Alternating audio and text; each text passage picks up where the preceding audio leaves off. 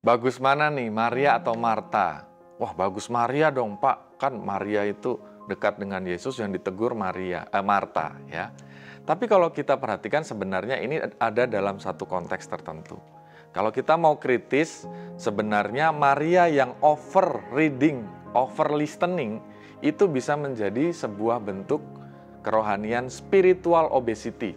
Nah, apaan itu, ya? Jadi orang yang terlalu banyak mau mendengar, tapi tidak melakukan apa-apa. Ya. Sebenarnya di banyak bagian Alkitab, Yesus juga mengkritisi orang yang demikian. Ya.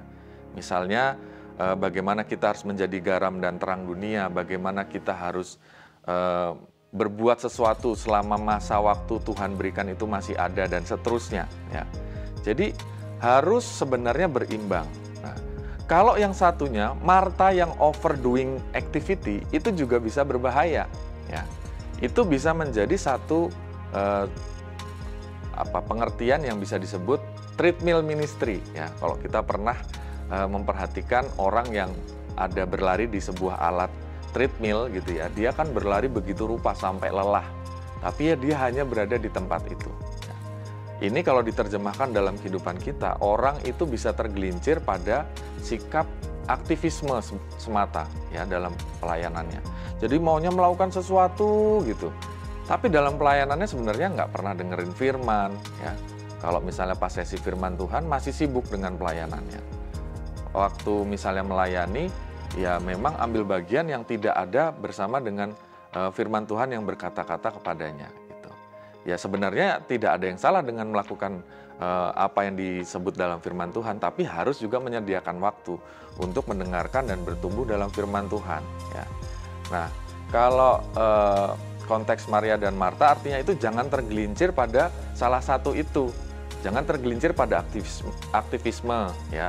Tetapi juga di bagian lain jangan tergelincir pada hanya mendengarkan firman tapi tidak berbuat apa-apa. Nah, jadi sebaliknya kita harus berimbang, harus konkret, ya. Melakukan sesuatu kalau sudah dengar firman, ya. Kalau sudah sibuk beraktivitas rohani, dengarkan sang firman. Nah, singkatnya kita itu harus seperti ranting dalam perumpamaan pokok anggur yang benar. Ya. Tuhan Yesus dalam Injil Yohanes pernah berkata bahwa akulah pokok anggur yang benar, kamu ranting-rantingnya, kamu harus nempel sama aku. Setelah itu kamu baru bisa berbuah. Jadi kita nggak bisa berbuah kalau kita nggak nempel. Ya. Jadi orang Kristen itu ya harus menempel pada sang firman itu. Nggak bisa kita beraktivitas berbuah, itu buahnya pasti KW ya.